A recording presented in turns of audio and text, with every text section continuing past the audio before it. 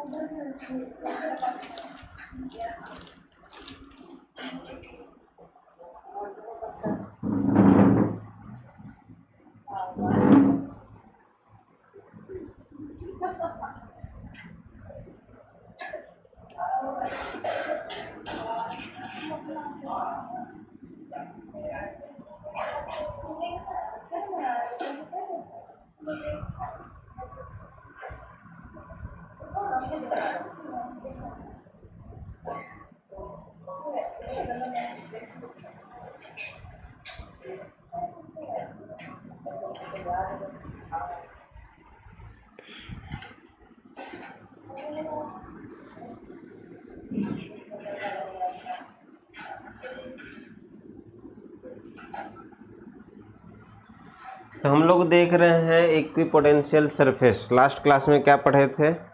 पिछले क्लास में हम लोग पढ़े थे इक्विपोटेंशियल सरफेस। ये क्या होता है? ऐसा सरफेस जिसका हर एक पॉइंट पे पोटेंशियल क्या हो, सेम हो। जैसे बोर्ड है, एज्यूम करते हैं बोर्ड है, बोर्ड के हर एक पॉइंट पे वोल्टेज सेम है, हर जगह 10 वोल्ट है, 10 वोल्ट है, 10 वोल्ट है। ये बोर्ड का जो सरफेस कहलाएगा वो इक्विपोटेंशियल सरफेस कहलाएगा। तो इक्विपोटेंशियल सरफेस अलग अलग चार्ज का हमें ड्रॉ करना पड़ सकता है। जैसे पॉइंट चार्ज का इक्विपोटेंशियल सरफेस कैसा होगा, इन्फिनाइट चार्ज रॉड का इलेक्ट्रिक पोटेंशियल इक्विपोटेंशियल सरफेस कैसा होगा, इन्फिनाइट थिन शीट का इक्विपोटेंशियल सरफेस कैसा होगा। तो हम लोग इसको देखने से पहले कुछ प्रॉपर्टीज सीखेंगे इक्विपोटेंशियल सरफेस का। कौन कौन से प्रॉपर्टीज हैं? तो चलिए, आज का टॉपिक है अपना प्रॉपर्टीज ऑफ इक्विपोटेंशियल सरफेस। पहला पॉइंट, अब इक्विपोटेंशियल सरफेस है तो उस सरफेस के दो पॉइंट पे अगर पोटेंशियल डिफरेंस लिखना हो तो क्या होगा? Electric potential difference between two point at equipotential surface क्या होगा? Electric potential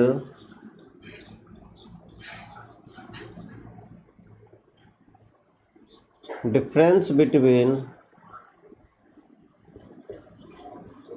2 point on equipotential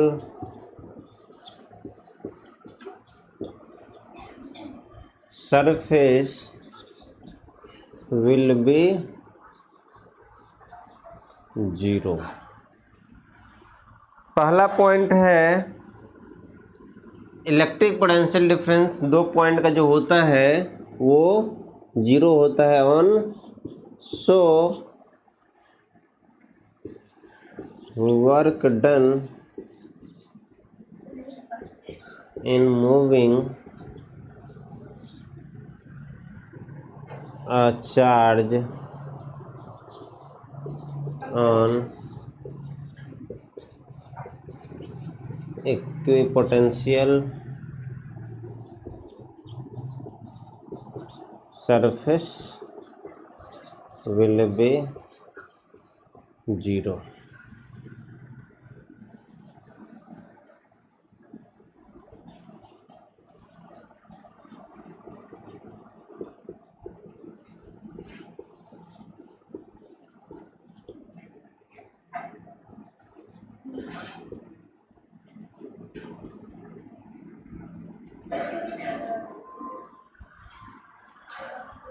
पहले लिख रहे हैं क्या?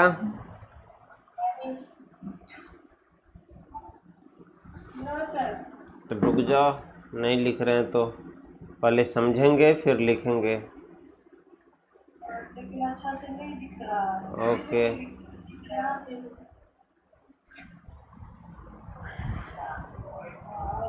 रहा है।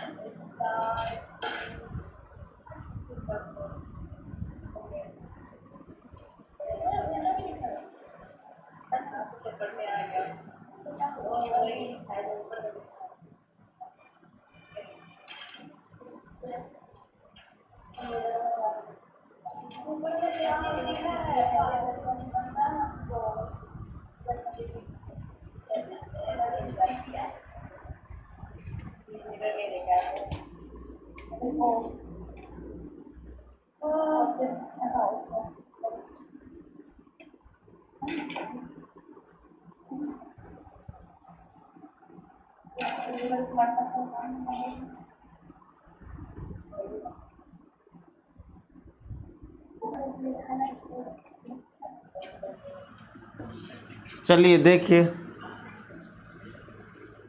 हम लोग पिछले क्लास में सीखे थे इक्विपोटेंशियल सरफेस। पहले नाम देखो, उसको तोड़ते हैं। इक्विपोटेंशियल सरफेस, इसको क्या कर दिए, थोड़ा अलग अलग लिख दिए। इक्यू मतलब होता है बराबर, पोटेंशियल मतलब वोल्टेज या वही पोटेंशियल, सरफेस मतलब सतह, ऐसा सतह जिसके हर एक पॉइंट पे पोटेंशियल क्या हो, सेम हो।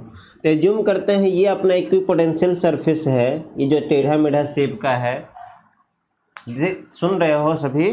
एज्यूम करते हैं ये टेढ़ा मेढ़ा एक सतह है जो इक्विपोटेंशियल सरफेस है। तो अगर हम बोले कि बताओ potential at A, potential at B, potential at C में क्या रिलेशन है, तो अगर बोल दिया इक्विपोटेंशियल सरफेस है तो आंख बंद करके हम बोल सकते हैं हर एक पॉइंट पे पोटेंशियल सेम होगा। तो सेम कहने का मतलब पोटेंशियल ए का वही होगा जो पोटेंशियल बी का होगा, जो पोटेंशियल सी का होगा, क्योंकि सरफेस क्या है, सरफेस इक्विपोटेंशियल है। तो पोटेंशियल को हम आंख बंद करके क्या कर सकते हैं, सेम कर सकते हैं। अब अगर कहे कि बताओ एक चार्ज को ए पॉइंट से बी पॉइंट पर ले गए तो कितना वर्क डन करना पड़ेगा। तो वर्क डन का क्या मतलब होता है, एक्सटर्नल वर्क डन बराबर होता है चार्ज गुना change in voltage. External work done बराबर चार्ज गुना चेंज इन वोल्टेज। मतलब ए पॉइंट से बी पॉइंट पर ले जा रहे हैं तो कितने चार्ज को ले जा रहे हैं, वो चार्ज गुना final potential minus initial potential. इसको और ब्रेक करें तो क्या मिलेगा, Q into V final minus V initial. अगर किसी चार्ज को एक पॉइंट से दूसरे पॉइंट तक ले जाएंगे तो कितना वर्क डन करना पड़ेगा, कितना चार्ज ले जा रहे हैं गुना final potential minus initial potential.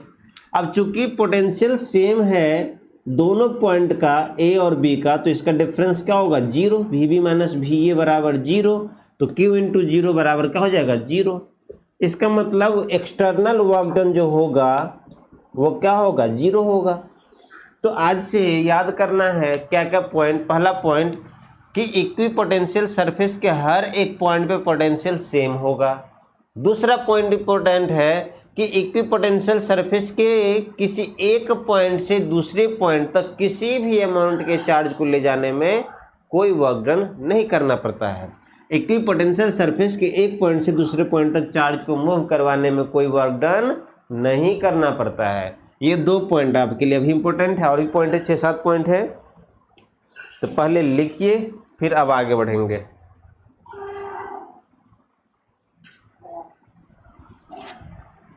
दिख रहा है क्लियर अभी?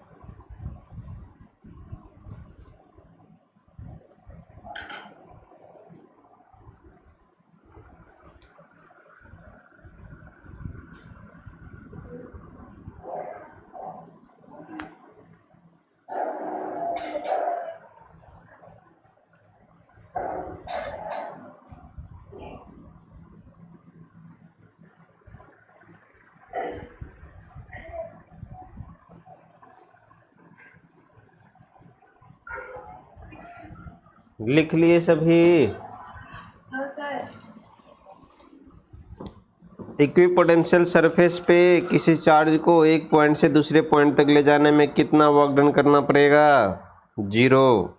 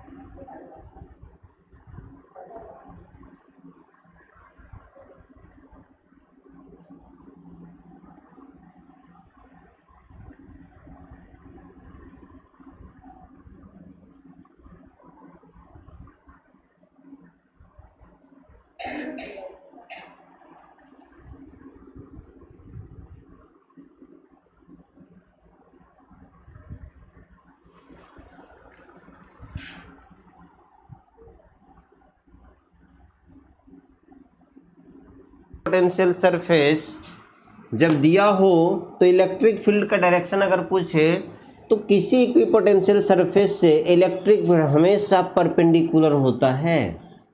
इम्पोर्टेंट पॉइंट है कि इक्विपोटेंशियल सरफेस से इलेक्ट्रिक फील्ड हमेशा परपेंडिकुलर होता है। इक्विपोटेंशियल सरफेस से इलेक्ट्रिक फील्ड क्या होगा? परपेंडिकुलर होगा। जैसे ये मैंने बनाया, सरफेस से किधर होगा? 90 डिग्री पे होगा। यहाँ बनाना है इलेक्ट्रिक फील्ड, इधर बनाएंगे इलेक्ट्रिक फील्ड। यहाँ बनाना है तो इधर बनाएंगे। यहाँ ड्रॉ करना है, इधर बनाएंगे। ये सारे के सारे सही बने हुए हैं। अगर मैं एक ऐसा बना दूँ, ये है इलेक्ट्रिक फील्ड, ये क्या सही है? ये सही नहीं है, क्योंकि जो सरफेस से बना रहे हैं उस सरफेस पे परपेंडिकुलर नहीं है, तो ये गलत है। नॉट परपेंडिकुलर है ये, इसलिए वो गलत है। तो इलेक्ट्रिक फील्ड जो होगा वो सरफेस के परपेंडिकुलर होगा, इक्विपोटेंशियल सरफेस के परपेंडिकुलर होगा। अब कभी कभी देखो ऐसा भी शेप रह सकता है, मान लेते हैं यहाँ भी होगा, ऐसा हो ऐसा हो, यहाँ पर बनाना हो तो देखना टेंजेंट ड्रॉ करते समय उस सरफेस, ये जो टेंजेंट है इसके परपेंडिकुलर बनाएंगे। जिस पॉइंट पे अपने को ड्रॉ करना है परपेंडिकुलर, उस पॉइंट पे पहले टेंजेंट ड्रॉ करेंगे, उसके परपेंडिकुलर होगा। जैसे कि यहाँ इधर होगा, यहाँ पर बनाना हो तो इस पॉइंट पे टेंजेंट, उसके परपेंडिकुलर। थोड़ा बड़ा में बना रहे हैं, अगर मैं बोलूँ कि यहाँ पर कहाँ किधर होगा, यहाँ पर टेंजेंट, यहाँ पर आपको लिखना है परपेंडिकुलर, या यहाँ पर इक्विपोटेंशियल सरफेस ड्रॉ करना है। तो देखिए जब यहाँ ड्रॉ करना है तो यहाँ पर एक टेंजेंट ड्रॉ करेंगे और उसके परपेंडिकुलर हो जाएगा। यहाँ पर एक टेंजेंट ड्रॉ करेंगे, उसके परपेंडिकुलर हो जाएगा।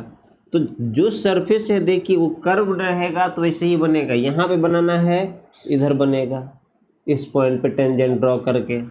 इस प्रकार से हम लोग ड्रॉ करते हैं इलेक्ट्रिक फील्ड। तो नेक्स्ट पॉइंट क्या है? इलेक्ट्रिक फील्ड जो होता है वो इक्विपोटेंशियल सरफेस के परपेंडिकुलर होता है हमेशा। सेम इसी प्रकार से अगर इलेक्ट्रिक फील्ड लाइंस दिया हो तो इलेक्ट्रिक फील्ड लाइंस के परपेंडिकुलर होगा equipotential surface. Point number 3, equipotential surface will be perpendicular to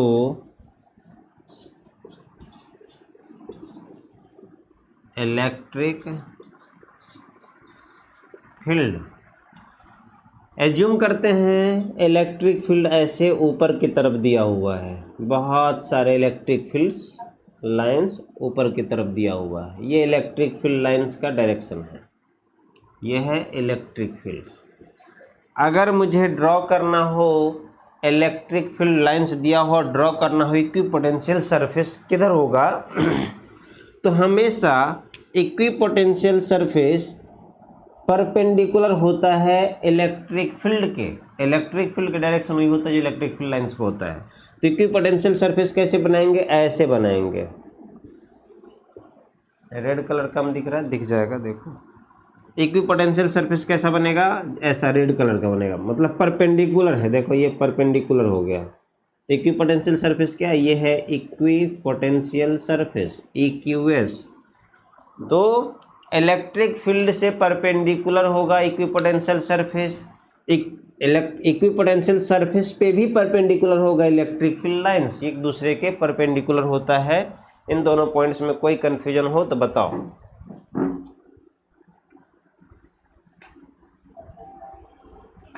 है कोई कंफ्यूजन?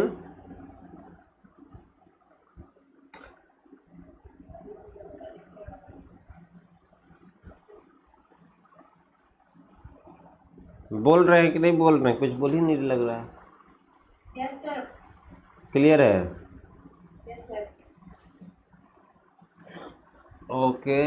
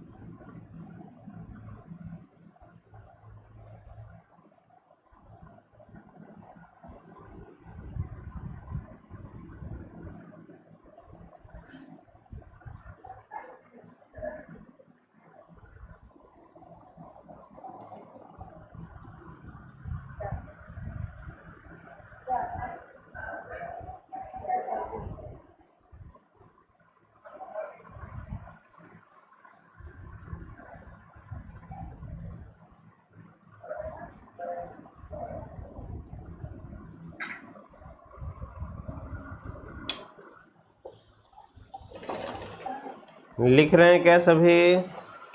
यस सर, लिख ही रहा है अभी सर। लिख रहा है, लिख रहा है वाला तो एक भी नहीं दिख रहा था मुझे। लिख रही है।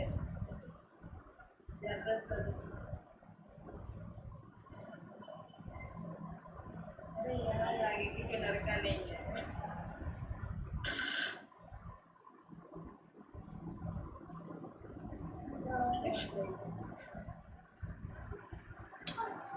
इससे पहले हम बता के लिए पढ़ने थे कि नहीं पढ़े थे?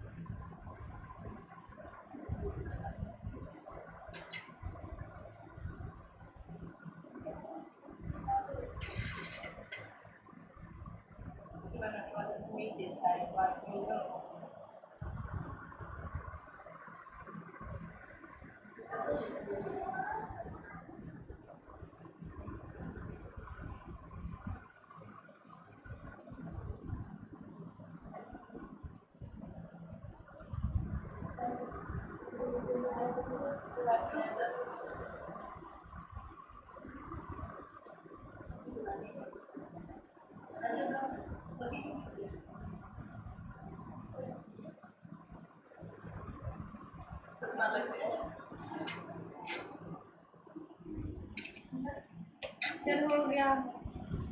ठीक है, नेक्स्ट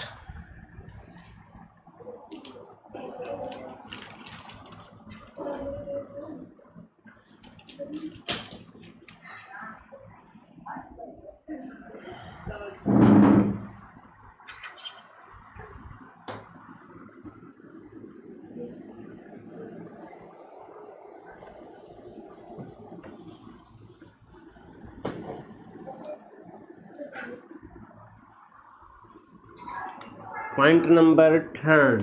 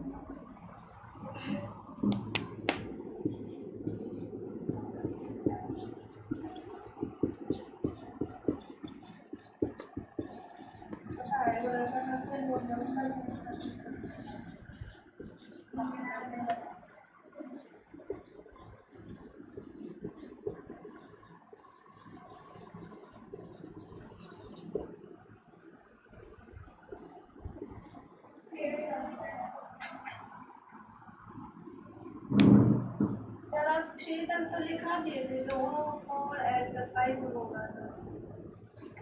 ठीक है।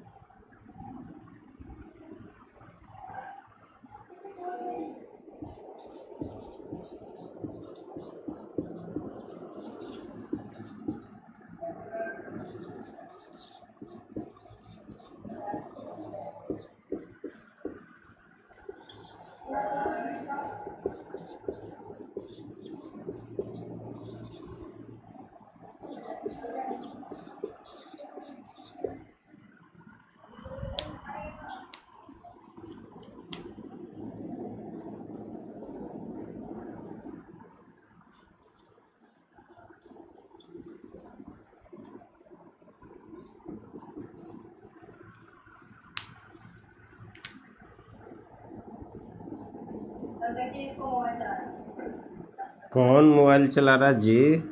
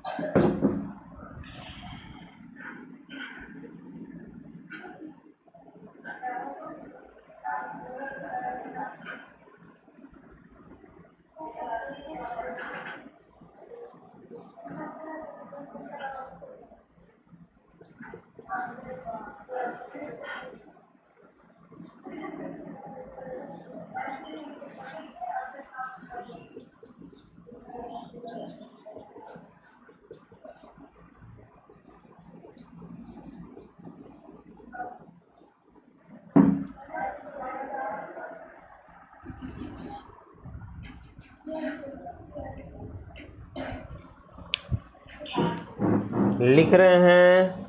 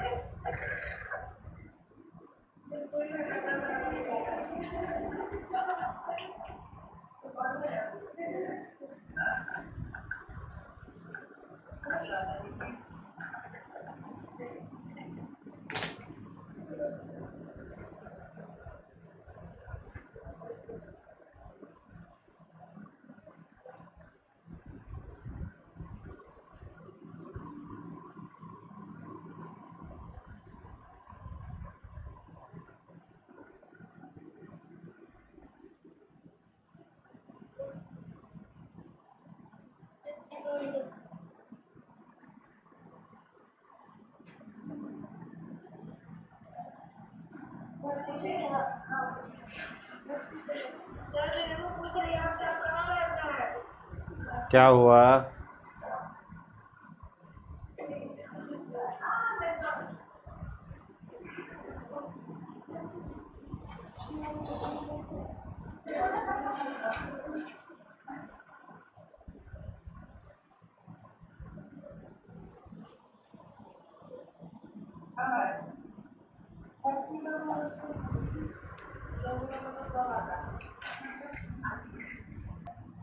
चलिए, क्या पॉइंट है?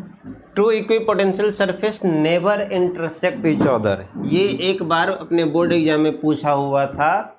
Y two equipotential surface never intersect या कैन नॉट इंटरसेक्ट। दो इक्विपोटेंशियल सरफेस इंटरसेक्ट नहीं करेगा। जैसे कि हम लोग पहले भी याद किए थे, two electric field lines never intersect each other, why ऐसे करके आता है। तो दो ऐसे ही सेम, अगर दो इक्विपोटेंशियल सरफेस इंटरसेक्ट करेगा तो क्या होगा? इंटरसेक्शन पॉइंट पे हमें दो डायरेक्शन में इलेक्ट्रिक फील्ड प्राप्त होगा। क्यों? क्योंकि आप जानते हैं इक्विपोटेंशियल सरफेस के परपेंडिकुलर इलेक्ट्रिक फील्ड है, तो इस सरफेस के परपेंडिकुलर भी एक इलेक्ट्रिक फील्ड मिलेगा, इस सरफेस के परपेंडिकुलर भी एक इलेक्ट्रिक फील्ड मिलेगा। तो इंटरसेक्ट करने पर एक ही कटिंग पॉइंट पे हमें दो डायरेक्शन में इलेक्ट्रिक फील्ड मिल रहा है, इसलिए दो इक्विपोटेंशियल सरफेस कभी इंटरसेक्ट नहीं करेगा। तो सेम आंसर लिखना है जैसे कि इलेक्ट्रिक फील्ड में लिखे थे, two equipotential surface never intersect each other because if they intersect then we get net electric field in two direction at cutting point. Cutting point पे या कटिंग वाले सरफेस पे हमें दो डायरेक्शन में नेट इलेक्ट्रिक फील्ड मिलेगा, इसीलिए दो इक्विपोटेंशियल सरफेस कभी इंटरसेक्ट नहीं करेगा। वही आंसर सेम है, लिखा हुआ है if they intersect then we get two direction of net electric field at one point और वन सरफेस। क्लियर है? नेक्स्ट है इक्विपोटेंशियल सरफेस रियल भी हो सकता है, इमेजिनरी भी हो सकता है। रियल का क्या एग्जांपल है? जैसे अपने पास कोई कंडक्टिंग बॉडी है, कोई मेटल है, कंडक्टिंग बॉडी है, स्फीयर है मान लो, तो ये जो बॉडी है मेटल वो इक्विपोटेंशियल सरफेस है। मेटल बॉडी इक्विपोटेंशियल सरफेस का एग्जांपल है, यहाँ लिखे हुए हैं कंडक्टिंग बॉडी और मेटल इक्विपोटेंशियल सरफेस होता है, क्योंकि कंडक्टर के हर एक पॉइंट पे पोटेंशियल क्या होता है? सेम होता है। जैसे अपना केबल है, तार है, आप एक पॉजिटिव वायर को पकड़ो, उसमें दो वायर गया रहता है, एक पॉजिटिव, तो पॉजिटिव वायर में आप चेक कीजिएगा तो हर जगह पोटेंशियल सेम ही मिलेगा। जो स्टार्टिंग पोटेंशियल है वो एंडिंग पोटेंशियल है, दोनों सेम होता है। फिर नेगेटिव में हर एक पॉइंट पे पोटेंशियल सेम ही होता है। अगर पोटेंशियल सेम ना हो तो जो आपके घर के एंट्रेंस पे बल्ब लगा है उसको ज़्यादा वोल्टेज मिलेगा, और जो अपने घर के कॉर्नर पे है एकदम लास्ट में उसमें कम वोल्टेज मिलेगा। लेकिन अगर अच्छे से पावर सप्लाई आ रहा हो प्रॉपर तो ऐसा नहीं होता है। जो स्टार्टिंग पे वोल्टेज है, जो रोड पे मेन वायर गया रहता है वहाँ 220 मिलेगा, तो आपके घर में भी 220 मिलेगा, बशर्ते लॉस ना हो। लॉस करने का मतलब जैसे वायर है, वायर अच्छा नहीं है तो हीटिंग लॉस होता है, उसमें हीट इफेक्ट जनरेट होता है तो कुछ लॉस हो गया। ऐसे ऐसे थोड़े थोड़े लॉस होते हैं अगर प्रॉपर केबल नहीं लगाएंगे तो। आपके घर में करंट आ रहा है 10 एम्पियर और आप ऐसा केबल लगा दिए जिसका क्षमता है 2 एम्पियर का, तो क्या होगा, लॉस हो जाएगा, धीरे धीरे केबल जल जाएगा। जितने भी केबल जलने का कहानी है उसके पीछे यही कहानी है।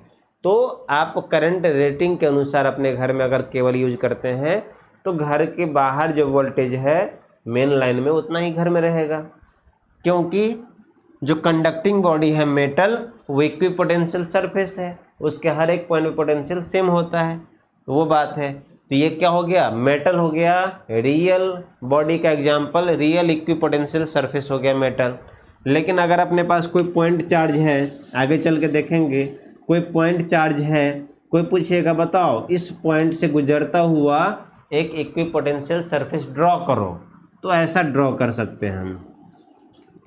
ये इक्विपोटेंशियल सरफेस है। अब एज्यूम भी कर सकते हैं इक्विपोटेंशियल सरफेस है, यहाँ पर ऐसा घूमेगा ऐसा घूमेगा, तो जो हम खुद एज्यूम कर रहे हैं वो इमेजिनरी है। तो इसका मतलब इक्विपोटेंशियल सरफेस रियल भी हो सकता है, इमेजिनरी भी हो सकता है। अब नेक्स्ट है कंडक्टिंग बॉडी या कोई भी मेटल कंडक्टर, वो इक्विपोटेंशियल सरफेस का एग्जाम्पल होता है। कोई भी conducting body metal equipotential surface का एक एग्जाम्पल होता है। कैसे, जैसे ये कोई मेटल है, कोई कंडक्टर है, ए पॉइंट है, ये बी पॉइंट है, तो पोटेंशियल ए और बी का क्या होगा, सेम हो जाएगा। किसी मेटल के अंदर इलेक्ट्रिक फील्ड हम सिखाए हुए थे, किसी मेटल या कंडक्टिंग बॉडी के अंदर में इलेक्ट्रिक फील्ड हमेशा 0 होता है और किसी कंडक्टिंग बॉडी के अंदर कांस्टेंट इलेक्ट्रिक पोटेंशियल होता है। तो इलेक्ट्रिक फील्ड बराबर dV/dr होता है। चूँकि अंदर में इलेक्ट्रिक फील्ड 0 है, यहाँ से यहाँ अगर जाना है तो अंदर में इलेक्ट्रिक फील्ड 0 है, तो ये 0 हो जाएगा, तो dV भी 0 हो जाएगा। ये टर्म अगर 0 करेंगे तो चेंज इन पोटेंशियल भी 0 होगा। छोटा सा चेंज इन पोटेंशियल 0 होगा तो बड़ा सा चेंज इन पोटेंशियल डेल्टा भी 0 होगा। डेल्टा भी का मतलब क्या, फाइनल पोटेंशियल माइनस इनिशियल भी 0 होगा, और जब ये 0 होगा तो ये पॉइंट, दोनों पॉइंट पे पोटेंशियल सेम हो जाएगा।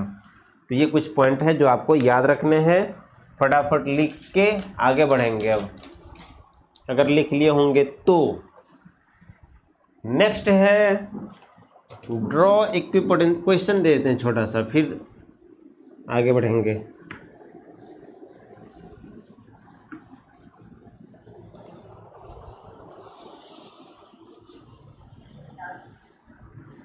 समझ में आ गया ना वो पिछला पॉइंट सब जो बोले भी नहीं कुछ, आप मैं पूछा भी नहीं, आप बोले भी नहीं।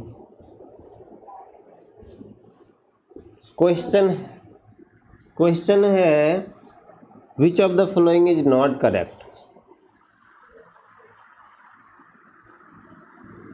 ऊपर का हेडिंग मत लिखना, विच ऑफ द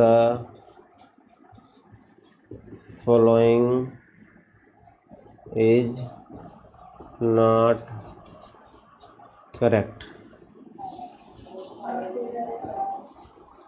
क्या हो रहा है, कोई दिक्कत? ये है इक्विपोटेंशियल सरफेस, इक्विपोटेंशियल सरफेस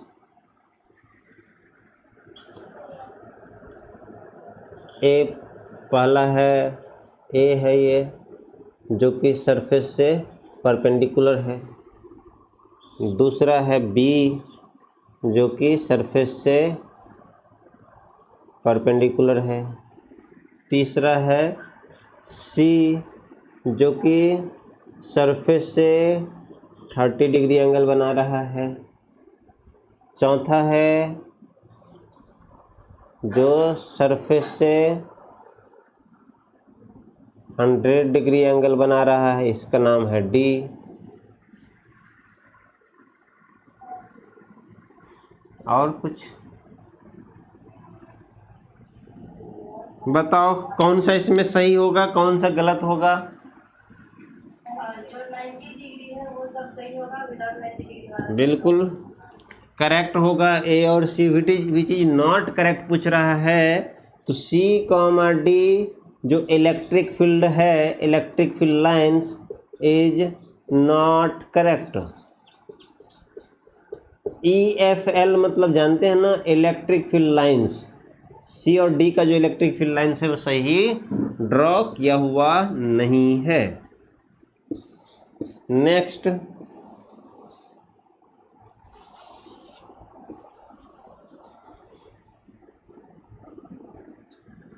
ये है equi potential surface, 5 coulomb charge B, 100 coulomb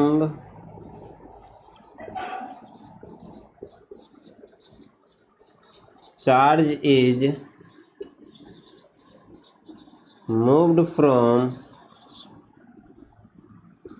A to B. Find work required.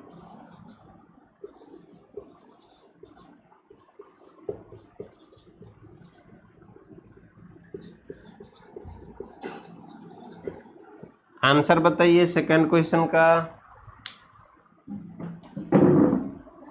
कौन कौन बता रहे हैं?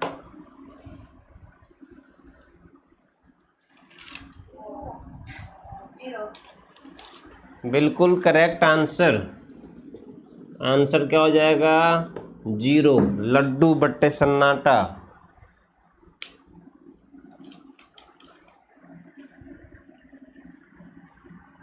आगे बढ़ने वाले हैं, आप लिखो।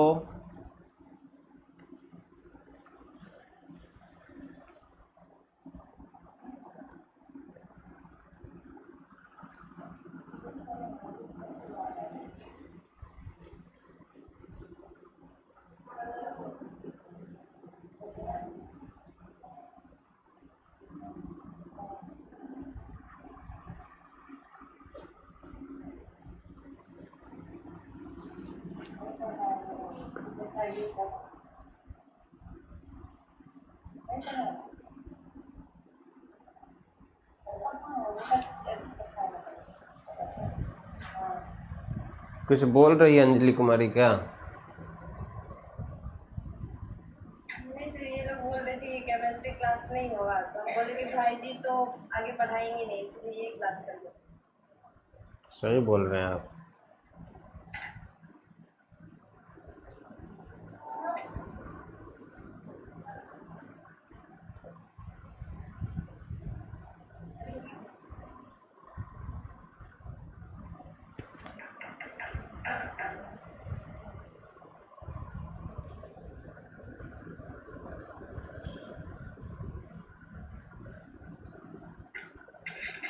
सर हो गया सब, देख लीजिए। ठीक है, नेक्स्ट हेडिंग आपके पास है draw electric field equipotential surface due two point charge. कैसा होगा कोई बताएंगे? तुम लोग सोच के बताओ तो, किसी पॉइंट चार्ज का इक्विपोटेंशियल सरफेस कैसा होगा? ये एक पॉइंट चार्ज है, शेप बताना है। ये लड्डू है, पॉइंट चार्ज Q है, इस पॉइंट चार्ज का इक्विपोटेंशियल सरफेस कैसा होगा? सोचने के लिए आपको समय देते हैं। अपने पॉइंट से पास करते हुए कोई सा भी चीज ड्रॉ करेंगे, क्लोज वाला। हाँ, मान लीजिए P पॉइंट से हमको ड्रॉ करना है, कैसा होगा आप शेप बताइए। स्क्वायर होगा, सर्कुलर होगा, सिलेंड्रिकल होगा, स्फीयर होगा, कैसा होगा?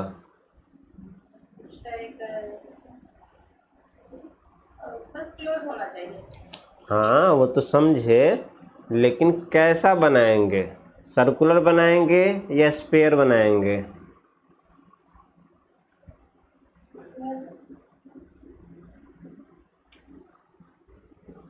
स्फेरिकल। बिल्कुल करेक्ट आंसर। देखिए एज्यूम करते हैं हमारे पास सर्कुलर चार्ज है, एकदम छोटा सा बिंदु। अब उसके आसपास कोई इलेक्ट्रिक पोटेंशियल बनाना है तो सेम डिस्टेंस पे पोटेंशियल क्या होता है, सेम होता है। फॉर्मूला क्या सीखे हैं, किसी पॉइंट चार्ज से पोटेंशियल का वैल्यू क्या सीखे, फॉर्मूला पोटेंशियल बराबर Q/R। अगर डिस्टेंस सेम है तो पोटेंशियल भी सेम होगा क्योंकि चार्ज सेम है। तो इस चार्ज से सेम डिस्टेंस पे जितने भी पॉइंट होगा वो सारे पॉइंट पे पोटेंशियल क्या होने वाला है, सेम होने वाला है। अब सर्कुलर क्यों नहीं बनाएंगे, सर्कुलर 2D बॉडी है, चार्ज मान लो 3D बॉडी है। मान लेते हैं ये कोई चार्ज है, ऐसा गोला चार्ज है, तो सर्कुलर का मतलब ऐसे बना दिए, वो भी सही है, लेकिन सरफेस यहाँ पर क्रिएट नहीं हुआ क्योंकि 2D बॉडी से लाइन क्रिएट होता है, सरफेस नहीं होता है।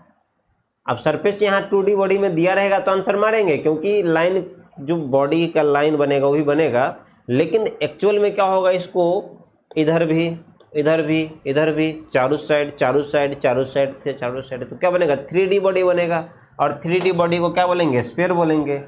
तो किसी पॉइंट चार्ज का जो इक्विपोटेंशियल सरफेस होगा वो एक स्फीयर होगा।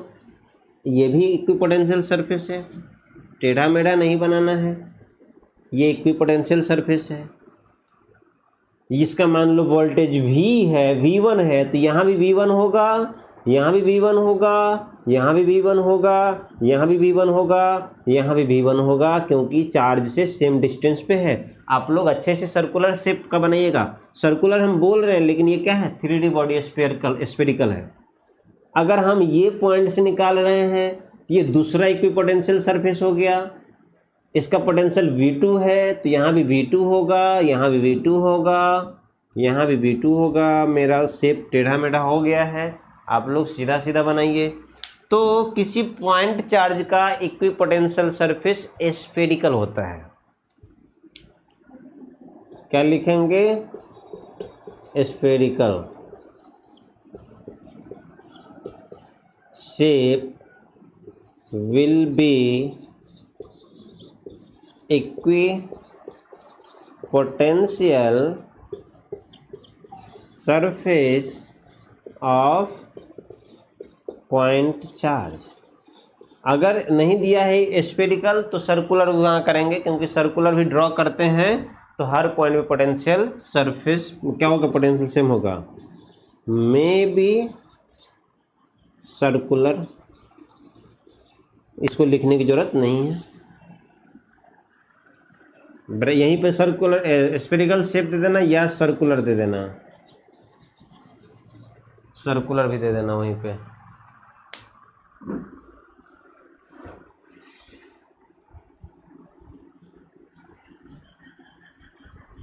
थोड़ी देर के लिए तुम लोग एक बार देखो तो थोड़ा सा पिक्चर सही मुझे नहीं लग रहा आ रहा है।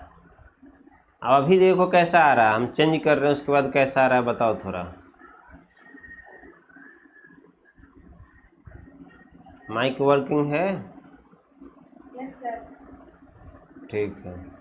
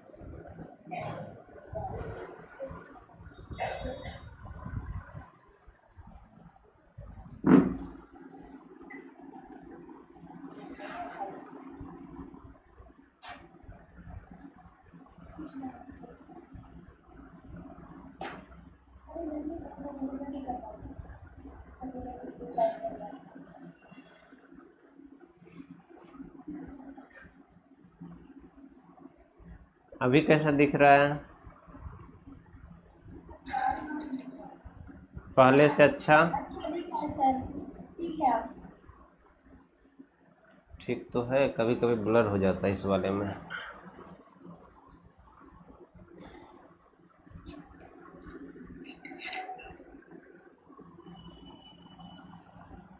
तो सोचे आप लोग पॉइंट चार्ज का इक्विपोटेंशियल सरफेस कैसा होगा, स्फेरिकल होगा। नेक्स्ट करें, लिख लिए? Yes sir. नेक्स्ट, अब मैं इनफाइनाइट चार्ज रॉड, अंजलि कुमारी बाहर चली गई थी घूमने के लिए। सर वो देख रहे थे कि भाई जी है कि नहीं। ठीक है। नेक्स्ट है equipotential surface infinite charge rod, इसका बनाना है। एक काम करते हैं ना, ये टॉपिक ही खत्म हो जाएगा। जिन बच्चों का छूटा रहेगा अपना देखेगा, कल हम लोग नया टॉपिक स्टार्ट करेंगे पोटेंशियल एनर्जी। बस एक दो एग्जांपल है। अब है इनफाइनाइट चार्ज रॉड, बताओ तुम लोग सोच के। इनफाइनाइट चार्ज रॉड जानते हैं ना, ऐसा होता है।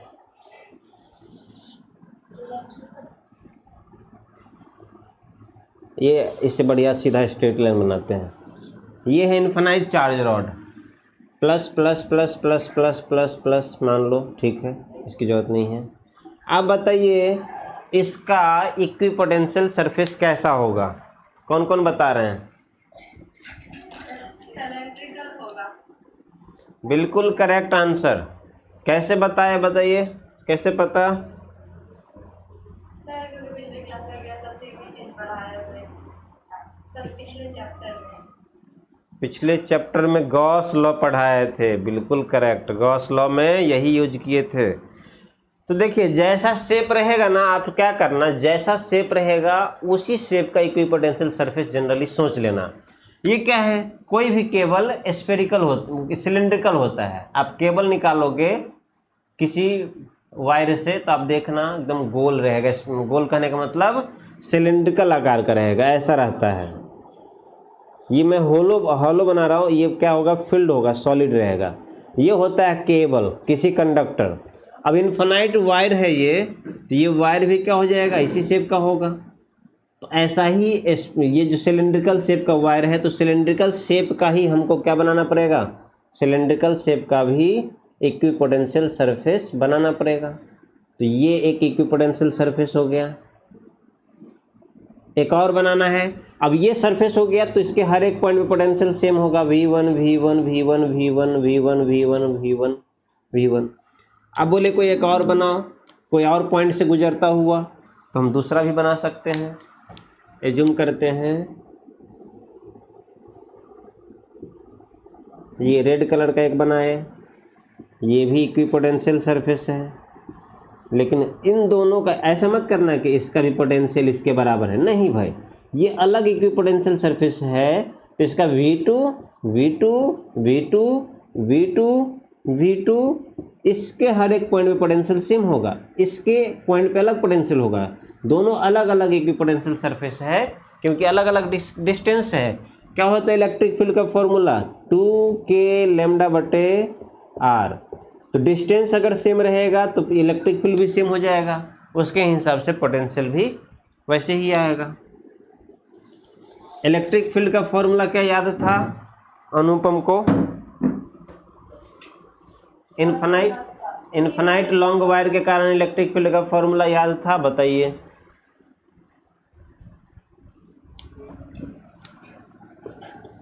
नहीं याद था लग रहा है। क्यों कंफ्यूज्ड है?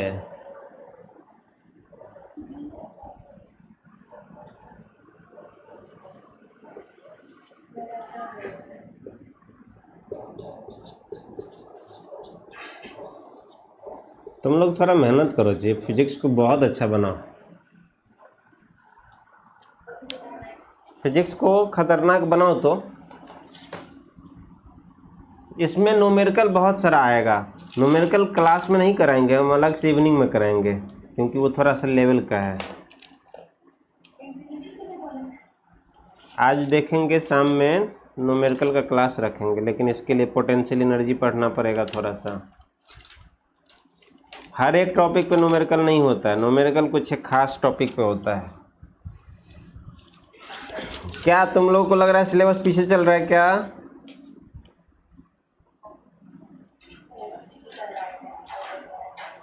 पीछे चल रहा है क्या लग रहा है आप लोगों को? हमेशा ही लगता है कि पीछे ही चल रहा है।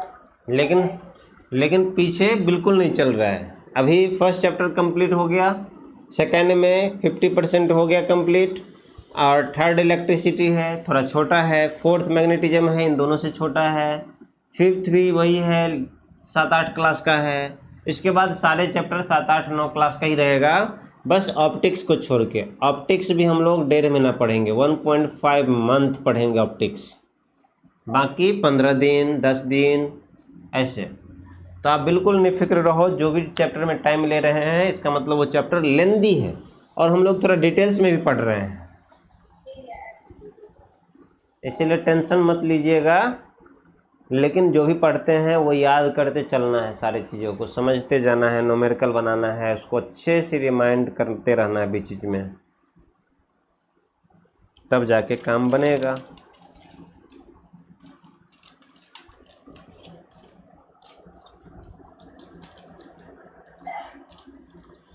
हो गया। नेक्स्ट है, देखिए इन्फिनाइट सीट।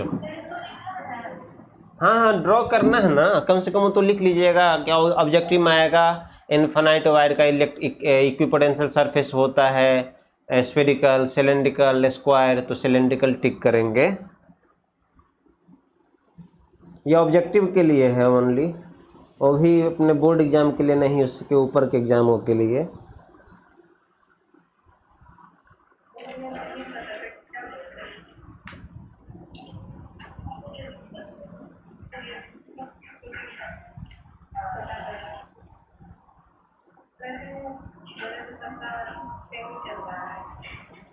सेमी चल रहा है, सिलेबस बोल रहे हैं क्या? यस सर, वो एग्जाम देने गए थे ना, तो एक लड़की मिली थी यहीं की जो छोड़ चुकी है वो कहीं पढ़ के, उससे पूछे थे। बताइए। इतना ही चल रहा होगा हर जगह।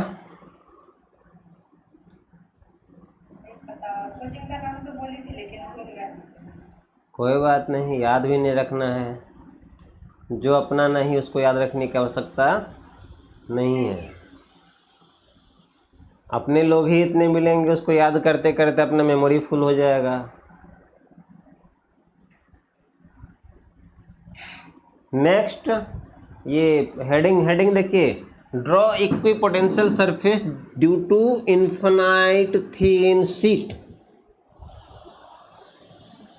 Infinite thin sheet, infinite thin sheet कैसा होता है मैं ये पूछूं तो आप जानते हैं, जो अपने ठंडे के दिनों में चादर यूज करते हैं, चदरा घर पे यूज करते हैं, वो सब इन्फिनाइट थिन शीट की तरह बिहेव करेगा। अगर इस पे हम चार्ज डाल दें तो अब बताओ, पहले पूछेंगे इन्फिनाइट थिन शीट का चार्ज डेंसिटी क्या है? सिग्मा है। कौन कौन बताएंगे? इन्फिनाइट थिन शीट के आसपास इलेक्ट्रिक फील्ड का क्या फॉर्मूला होता है? देखो जुलूम कर दी,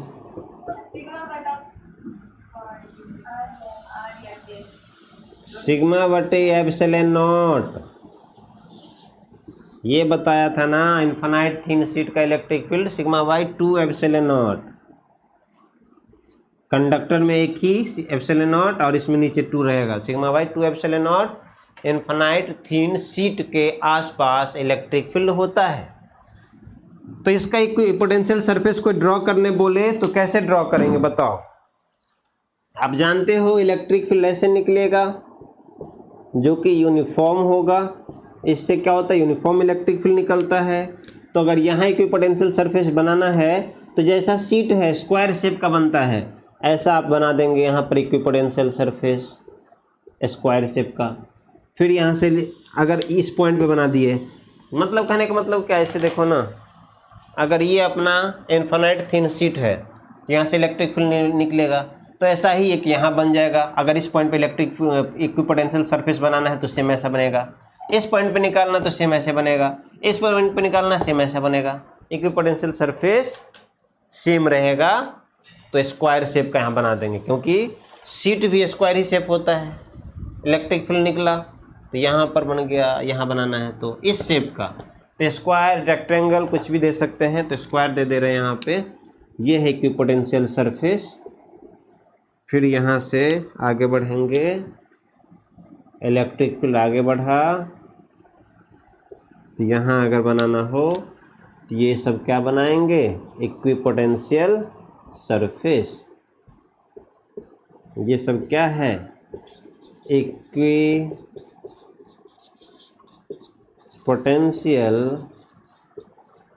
सरफेस है। कुछ पूछना है तो पूछ सकते हैं इसमें। यहाँ पर पोटेंशियल अगर V1 है तो यहाँ का पोटेंशियल V2 होगा। दोनों अलग अलग इक्विपोटेंशियल सरफेस है।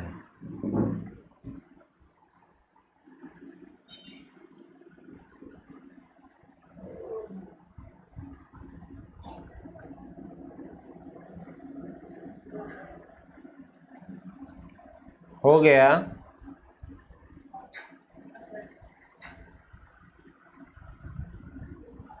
अब अपन लोग बस 2 न्यूमेरिकल करेंगे और क्लास को ख़त्म करेंगे। एक न्यूमेरिकल थोड़ा आसान रहेगा, दूसरा न्यूमेरिकल थोड़ा अच्छा रहेगा।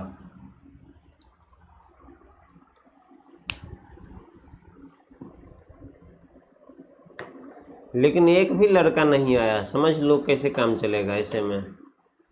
लड़के में पढ़ने वाले नहीं लग रहे मुझे। है पढ़ने वाला एक दो गो?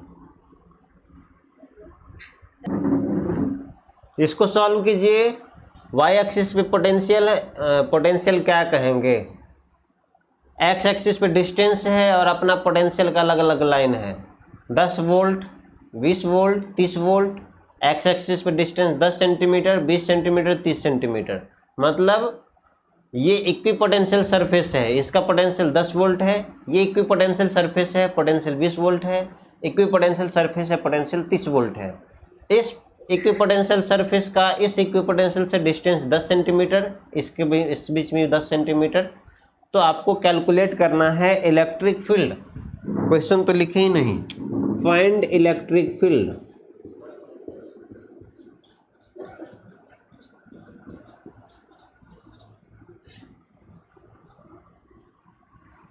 कैसे कैलकुलेट करेंगे बताएं, पहले दिमाग लगाएं फिर बताइए।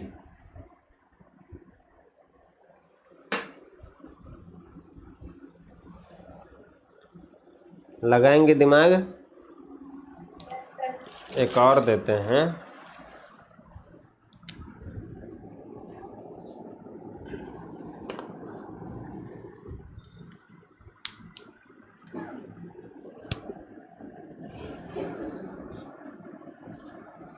रमेश बासपट्टी में ही रहता है, फिर भी क्लास नहीं आया, बताओ।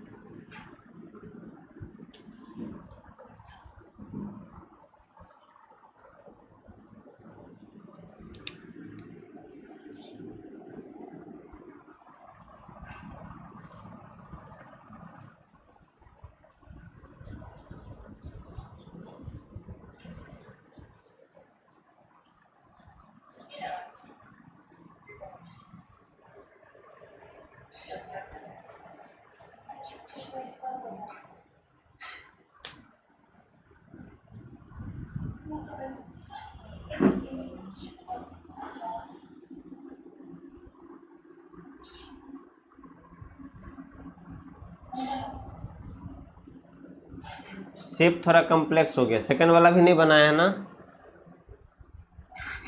फर्स्ट वाला भी नहीं बना तो सेकंड सेकंड वाला का दूसरा डायग्राम बनाएंगे। ज़्यादा लाइंस ड्रॉ हो गया इसलिए कॉम्प्लिकेटेड दिख रहा है।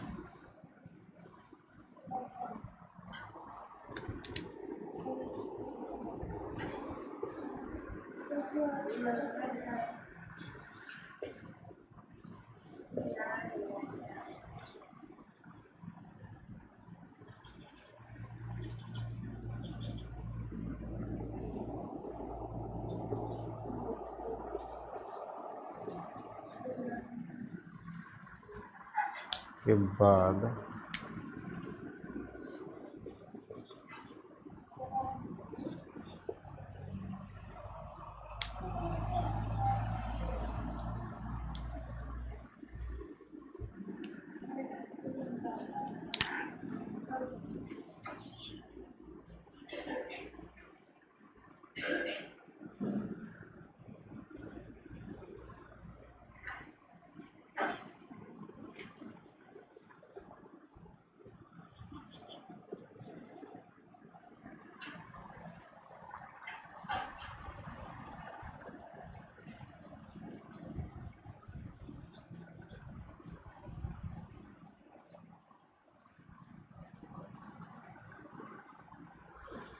चलिए, फर्स्ट वाला तो बनना चाहिए। फर्स्ट वाला में क्या है, हमें निकालना है इलेक्ट्रिक फील्ड। तो इलेक्ट्रिक फील्ड के लिए क्या फॉर्मूला सीखा था हमने? E बराबर माइनस का dV/dr। इसी का सिंप्लीफाइड फॉर्म है डेल्टा V बटे डेल्टा R। ये है E बराबर माइनस का डेल्टा V बटे डेल्टा R, मतलब चेंज इन पोटेंशियल बटे चेंज इन पोजीशन या डिस्प्लेसमेंट या D परपेंडिकुलर डिस्टेंस लेंगे। तो हमें निकालना है इलेक्ट्रिक फील्ड। तो कोई दो पॉइंट ले लेते हैं जिसका हमें पोटेंशियल भी पता हो और जिनके बीच का डिस्टेंस भी पता हो। तो एक पॉइंट ये लेते हैं, दूसरा पॉइंट ये लेते हैं। इन दोनों पॉइंट के बीच में लगाते हैं ये वाला फॉर्मूला। तो पोटेंशियल इन दोनों का कितना होगा? आप बोलोगे डेल्टा V मतलब फाइनल पोटेंशियल। अगर यहाँ से इधर जा रहे हैं इधर की तरफ, तो फाइनल पोटेंशियल V 20 माइनस का फाइनल 20 इनिशियल 10, तो 20 माइनस 10 बटे चेंज इन पोजीशन मतलब दोनों के बीच का परपेंडिकुलर डिस्टेंस। इक्विपोटेंशियल सरफेस के बीच का परपेंडिकुलर डिस्टेंस कितना है? 20 सेंटीमीटर माइनस 10 सेंटीमीटर। 20 माइनस 10 ये सेंटीमीटर में है, इसको मीटर में कन्वर्ट करेंगे तो माइनस का 20 में से 10 गया तो 10 बटे 20 में से 10 गया तो 10 सेंटीमीटर, तो 10 बटे 100। तो कितना हो जाएगा? ये ऊपर चला जाएगा, 1 0 से 1 0 कट गया, ऊपर चला गया तो माइनस का 100 और क्या यूनिट क्या डालेंगे? न्यूटन पर कूलम ऐसे डालेंगे। इस तरीके से इसका आंसर बहुत आसान मुझे लग रहा था, आपने इसको नहीं बनाया। अब इलेक्ट्रिक फील्ड का डायरेक्शन देखो, इलेक्ट्रिक फील्ड किधर होगा? कोई पूछे इलेक्ट्रिक फील्ड का डायरेक्शन किधर होगा, मुझे बताएं। तो पहला पॉइंट क्या हमने सीखा था? इलेक्ट्रिक फील्ड इक्विपोटेंशियल सरफेस के परपेंडिकुलर होता है। तो ये वाई एक्सिस की तरफ है तो electric field along x axis होगा। अब उसमें नेगेटिव आया मतलब नेगेटिव एक्स एक्सिस, तो क्या लिखेंगे? नेगेटिव एक्स एक्सिस के तरफ होगा। इसके लिखने की जरूरत नहीं है। नेक्स्ट है इस टाइप का क्वेश्चन। ये थोड़ा कॉम्प्लिकेटेड दिख रहा है लेकिन जो कॉम्प्लेक्स दिखे उसमें से हम अपने काम की चीज़ों को निकालना है। तो इसमें से काम की चीज़ें क्या है? दो पॉइंट का पोटेंशियल डिफरेंस, क्योंकि हमको निकालना है इलेक्ट्रिक फील्ड। तो इलेक्ट्रिक फील्ड के लिए E बराबर क्या होता है? माइनस का डेल्टा V बटे डेल्टा R। तो हमें दो पॉइंट के बीच का निकालना है पोटेंशियल डिफरेंस।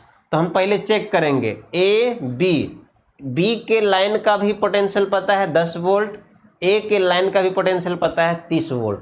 तो हम डेल्टा V निकाल लिए। डेल्टा V कैसे होगा? माइनस का 30 माइनस 10 बटे डेल्टा R।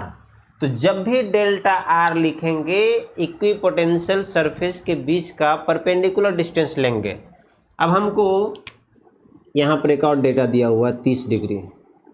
तो हमको डेल्टा आर लिखना है, तो कहाँ ए और बी का डेल्टा आर लिखेंगे, परपेंडिकुलर वाला डिस्टेंस लिखेंगे भाई। ए और बी के बीच का परपेंडिकुलर डिस्टेंस हमें ये पता है 10 सेंटीमीटर, 20 सेंटीमीटर, 30 सेंटीमीटर, ये जो डेटा दिया हुआ है सेंटीमीटर में 10, 20, 30, तो हमको यहाँ से यहाँ का ये डिस्टेंस पता है, लेकिन हमें चाहिए बी और ए के बीच का परपेंडिकुलर डिस्टेंस। तो हम क्या करेंगे, ये है 30 माइनस 10 गया तो 20, तो 20 हो गया, तो 20 का कॉस थीटा लगाएंगे तो ये डिस्टेंस मिलेगा, 20 का साइन थीटा लगाएंगे तो ये डिस्टेंस मिलेगा। देखो ये है 20 सेंटीमीटर, तो 20 कॉस ये मिलेगा, 20 साइन ये मिलेगा। देखो तो मिला के मैं सही बोल रहा हूँ कि नहीं। तो 20 का कॉस ये, 20 का साइन ये। कंसेप्ट पता है क्या ये वाला कॉस साइन का? ए बी बराबर 20 साइन 30 डिग्री बराबर 20 गुना 1/2 बराबर 10 सेंटीमीटर बराबर 10/100 मीटर। दिख रहा होगा, तो यहाँ पर डाल देंगे 10/100,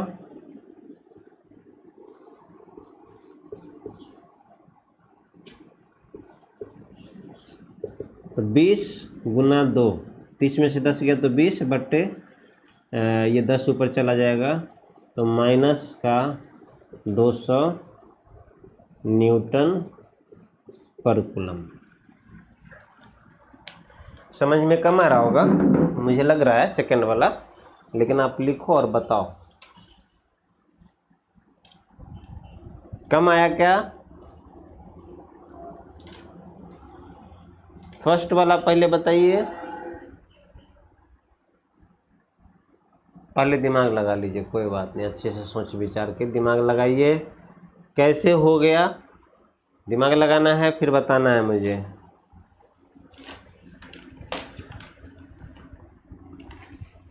अगले क्लास में नेक्स्ट पॉइंट स्टार्ट होगा इलेक्ट्रिक पोटेंशियल एनर्जी। अब कौन पढ़ाएंगे कि टाइम हो गया है?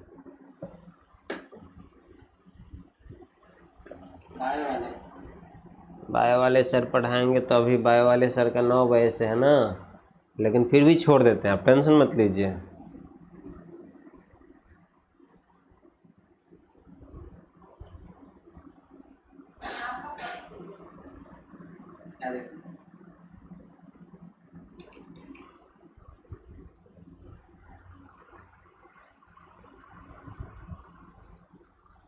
बोलिए, क्वेश्चन फर्स्ट समझ में आया?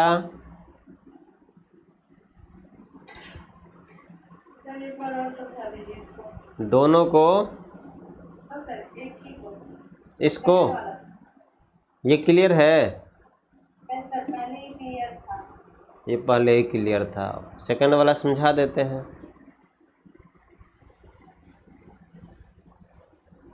ये 10 volt, 20 volt, 30 volt equipotential surface दिया हुआ है, मतलब पोटेंशियल दिया हुआ है।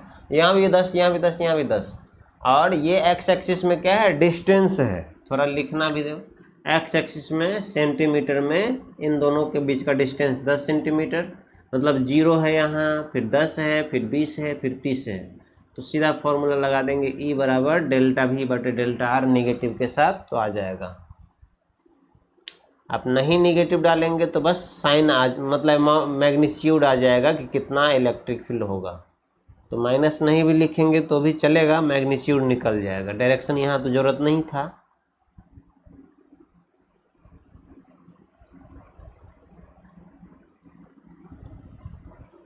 डायरेक्शन आप खुद एक बार सोचो ना, मैं एक बार टाइम दे रहा हूँ आप लोगों को।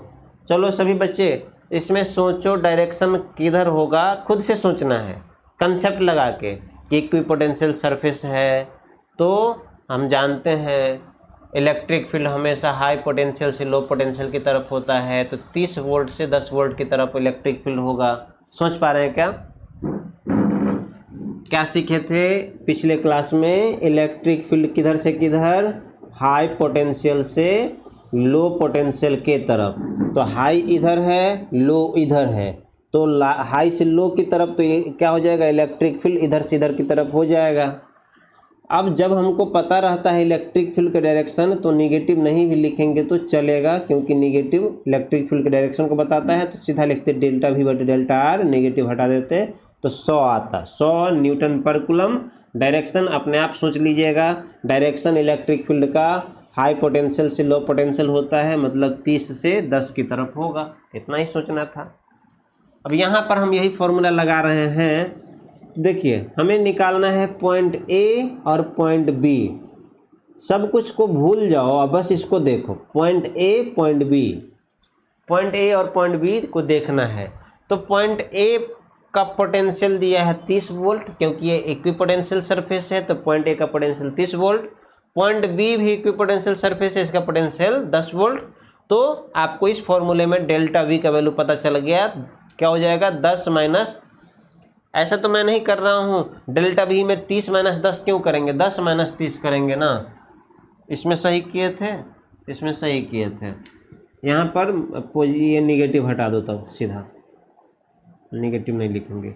डेल्टा वी मतलब final minus initial, final B है इनिशियल ए है, तो ऐसे भी मैग्नीट्यूड लिखना है। चलो तो ये दोनों का पोटेंशियल डिफरेंस कितना हो गया, ये वाला 30 है, ये वाला 10 है, तो 30 माइनस 10 बराबर 20। अब ये डेल्टा आर लिखना है, तो डेल्टा आर कैसे लिखेंगे, तो इक्विपोटेंशियल सरफेस के बीच का परपेंडिकुलर डिस्टेंस लेंगे हमेशा। जैसे यहाँ पर देखिए इक्विपोटेंशियल सरफेस के बीच का परपेंडिकुलर डिस्टेंस 10 लिए हैं, 20 माइनस 10 ये परपेंडिकुलर डिस्टेंस है।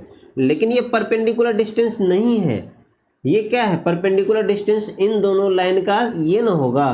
तो बी और ए के बीच का जो डिस्टेंस है ये है, लेकिन हमें पता क्या है, ये डिस्टेंस पता है एक्स एक्सिस के लॉन्ग 30 माइनस 10 बराबर 20 सेंटीमीटर।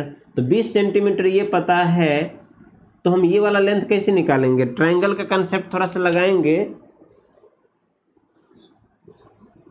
ये है 90 डिग्री, ये है 90 डिग्री, क्योंकि हम सीखे हैं इलेक्ट्रिक फील्ड और इलेक्ट्रिक पोटेंशियल दोनों एक दूसरे को 90 डिग्री पे क्रॉस करेगा, मतलब इलेक्ट्रिक फील्ड इक्विपोटेंशियल सरफेस के परपेंडिकुलर होता है। तो ये 90 डिग्री है, आपको पता है, ये 90 है, ये 30 है, ये वाला यहाँ से यहाँ का डिस्टेंस 20 सेंटीमीटर है। तो कैसे आप निकालोगे ये वाला डिस्टेंस, आप बताओ, आप कौन सा कंसेप्ट लगाएंगे। तो ये थोड़ा सा आपको कॉम्प्लेक्स दिख रहा होगा, लेकिन इसको आसान बना सकते हैं, शेप को बस थोड़ा सा चेंज करके। इसी शेप को अगर हम ऐसे बना दें, ये 90 डिग्री हो गया, 90 डिग्री के सामने का साइड ये 20 सेंटीमीटर हो गया, और इसका पड़ोसी ये 30 सेंटीमीटर हो गया। तो अब बताओ, अब तो आसान हो जाएगा। ट्रायंगल का हाइपोटेनस दिया हुआ है, ये 30 डिग्री है। तो हम लोग क्या सीखे हैं, हम लोग सीखे हैं, आपको ये कंसेप्ट सब पता है कि नहीं मुझे नहीं पता। अगर ये मान लो D है और ये 30 डिग्री है, तो इस वाले कंपोनेंट का इधर की तरफ, इस वाले का ये कंपोनेंट जो होगा वो D cos 30 होगा, और इस D का Y कंपोनेंट D sin 30 होगा। तो यहाँ पर अगर ये दिया है तो 20 का cos थीटा ये लंबाई होगा, और 20 का sin थीटा ये वाला हाइट होगा। तो ये वाला हाइट निकालने के लिए 20 sin थीटा का उपयोग करते हैं, ये वाला निकालने के लिए 20 cos थीटा का उपयोग करते हैं। ये कंसेप्ट नहीं पता है तो बता देंगे, बोलो तुम लोग।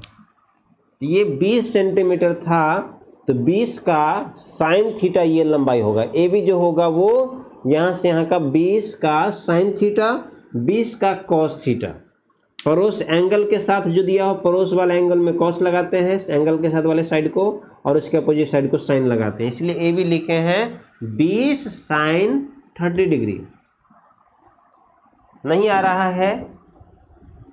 Yes sir. आ गया? Yes sir. इतना ही रखेंगे, बहुत हो गया, तुम लोग का लंबा क्लास हो गया। क्लास इतना लंबा होना चाहिए, तभी जाके अच्छे से पढ़ाई होता है। 1 घंटे के क्लास में 10 मिनट इधर उधर में ही निकल जाता है, क्या पढ़ाई होगा। क्लास तो लंबा लगा ही नहीं, लेकिन क्लास लंबा लगाएंगे तो 12 बजे तक रुकना पड़ेगा आपको। 1.5 घंटे का एक क्लास तो 1.5 गुना 3 4.5 घंटा, 7 + 4 11.5, बीच में आधे घंटे का ब्रेक, 12 बजे तक क्लास होगा।